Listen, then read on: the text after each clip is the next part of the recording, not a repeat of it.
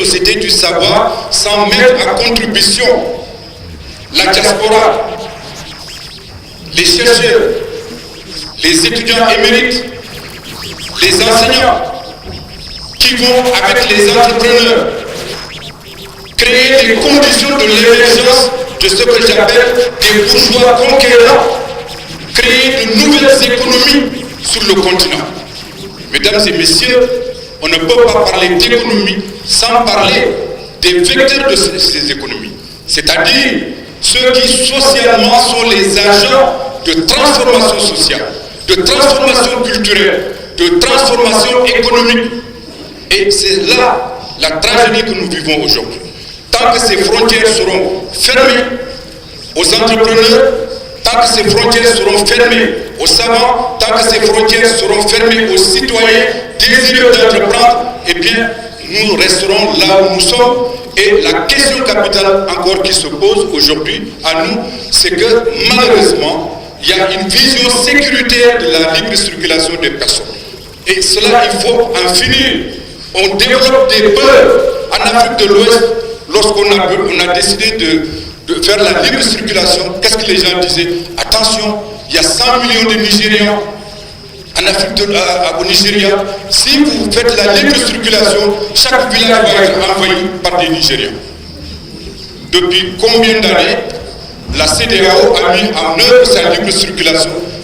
Dans mon village, dans aucun village du Sénégal ou d'ailleurs, il n'y a de Nigériens. Donc, c'est des peurs qu'on développe et que les... Thank you very much. Merci bien. From the candidate from Botswana, same question. Madame la candidate du Botswana, vous avez 3 minutes pour aborder la question qui vous est posée. La libre circulation des personnes est une question très importante. Pour régler cette question, il faut l'engagement de la part des États membres. Comme les autres candidats ont dit, la libre circulation va faciliter le commerce, le transfert de capitaux. Si je suis élu président de la Commission de l'Union africaine, je vais encourager les États membres à adopter les politiques qui vont faciliter les législations qui facilitent l'octroi des visas. Parce que le tendon d'Achille, c'est le visa. Sans le visa, les gens ne peuvent pas voyager. Donc, il faudra que les États membres se penchent sur la réglementation en matière d'octroi de visa. Il faudrait harmoniser les politiques en la matière afin que les Africains puissent voyager à travers l'Afrique. On ne peut pas changer les frontières aujourd'hui. C'est une tâche herculéenne. Par ailleurs, nous devons également axer nos efforts sur le transport pour faciliter la libre circulation des personnes. Il faut développer les infrastructures.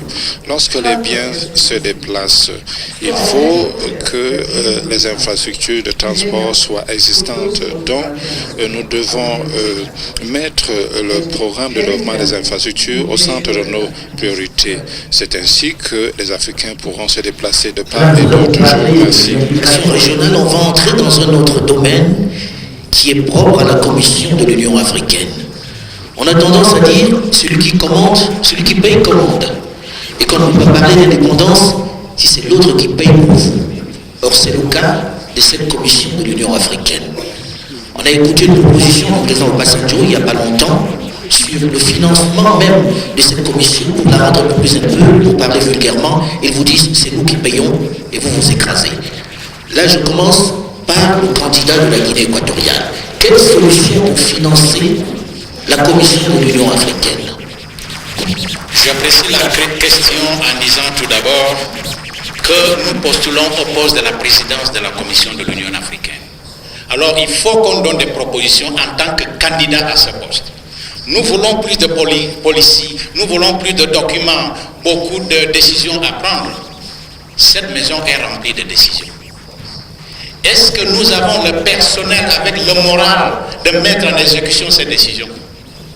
J'ai parlé tout à l'heure à mon introduction de la question de financement. Et je parlais des maladies. Oui, je crois que c'est une maladie. C'est un des problèmes les plus importants pour cette organisation. Ce n'est pas acceptable que l'organisation soit financée, le programme, à plus de 80% de son budget par des fonds et des sources qui ne sont pas les États membres. Quand je serai élu, ça serait la première question à résoudre. Parce que sinon, on va nulle part. On va rester avec des témoignages, avec des déclarations, et l'organisation ne sera pas résolue. Il y a des propositions qui ont été faites. Je pense qu'il y a un problème avec cette proposition. J'aurais voulu avoir un peu du temps pour en expliquer pourquoi. Mais une des choses que je me pose comme question, comme on n'a pas beaucoup de temps, quel est vraiment le problème concernant le financement? Moi, je crois que c'est un problème de volonté. En tant que président de la Commission de l'Union africaine, il faut encourager des discussions avec les chefs d'État, les responsables politiques. Ce n'est pas acceptable que la plupart des pays africains payent leurs contributions à d'autres institutions internationales, les Nations Unies, la FAO, etc. Mais pour la première organisation intercontinentale, on dit qu'on n'a pas de fonds. Il y a un problème. Je pense qu'il faut en discuter. Parce que les propositions que nous avons aujourd'hui posent beaucoup de problèmes. On parle de taxer l'importation. Est-ce qu'on a pensé aux conséquences de cette taxation? Ça va augmenter l'inflation. Avec l'inflation, on va avoir un problème de l'économie. Et finalement, qu'est-ce qui va se passer? Il n'y aura pas d'emploi. On a déjà à peu près 50% des diplômés africains qui n'ont pas d'emploi. Et c'est des jeunes en majorité, c'est des femmes. Il faut en arrêter. Je pense qu'il faut encourager les discussions entre le président de la Commission africaine et les leaders qui décident.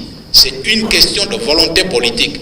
Mais il faut en penser. Pourquoi il y a ce problème de volonté politique? C'est parce que l'organisation connaît beaucoup de problèmes de confiance. Il faut que l'organisation devienne utile pour les chefs d'État afin d'apporter leur contribution aussi. C'est question de dialogue et je pense qu'il faut encourager ce dialogue. Je vous remercie. La candidate du Kenya a la même question. Comment on finance la commission? Thank you very much. Merci, monsieur le modérateur. Comme vous l'avez dit, c'est celui qui paye qui détermine le rythme des choses, dont nous devons assumer la responsabilité pour notre croissance, pour notre développement, responsabilité également pour nos institutions. Comme je l'ai dit, nous devons assumer la responsabilité par rapport à nos jeunes et nos femmes. Par conséquent, je pense que le sommet de Kigali a été un tournant décisif pour nous. Lors de ce sommet, les chefs d'État ont pris une décision sur le financement de la Commission de l'Union africaine. Cette proposition a été faite par Donald Kaberuka qui a été acceptée de déduire 0,2% sur toutes les importations dont il est question de mise en œuvre. Nous devons procéder à la mise en œuvre. Donc nous avons déjà déposé notre contribution dans un fonds fiduciaire. Nous devons informer l'Union africaine et je demande à tous les autres pays d'en faire autant. Parce que si nous sommes sérieux par rapport à notre unité et avançons ensemble, alors nous devons financer nos programmes et nos initiatives. Je sais que, ayant siégé lors de l'une des réunions du Conseil exécutif, c'est que l'un des éléments qui nous préoccupe, de le fait qu'on nous a dit qu'on ne pourra jamais financer parce que le financement ne vient pas de nous, mais vient d'ailleurs. Ce que nous avons fait en tant que Kenya, nous avons pris un engagement en disant que nous allons combler ce déficit. Nous allons financer ce programme parce que nous y croyons. Nous pensons que cela va permettre de renforcer nos capacités à faire face à nos difficultés et trouver des solutions propres. Écoutez, donc il ne s'agit pas uniquement de ressources, il s'agit de la façon dont nous nous en servons avec efficacité. Et nous reconnaissons tous qu'avec les moyens limités dont nous disposons, nous pouvons en fait convenir d'un ensemble limité de priorités. Ainsi, vous savez que l'Afrique a la capacité de relâcher son potentiel. Cette commission a les moyens de répondre aux attentes des populations de ce continent. Il ne s'agit pas du manque de propositions. Les propositions existent, mais nous devons commencer à être sérieux par rapport à la mise en œuvre des propositions et de veiller à ce que les financements soient utilisés de façon efficace et qu'ils soient utilisés sur des priorités convenues. Je vous remercie. Comment mettre un terme à cette dépendance de la Commission vis-à-vis de l'étranger, vis-à-vis de l'Occident? the issue of financing Le problème du financement de l'Union africaine constitue l'une des principales préoccupations de cette institution. Il s'agit de la souveraineté du continent. Nous ne pouvons pas parler d'indépendance, de souveraineté tout le temps. Nous ne pouvons pas parler de solutions aux problèmes africains si nous ne disposons pas des moyens pour assumer ces responsabilités. Cela est inacceptable. Par conséquent, les solutions existent. Avant même la réunion de Kigali et les propositions qui avaient été faites par M. Kaberuka, de nombreux sommets ont été organisés auxquels j'ai pris part, lors desquels des propositions ont été faites.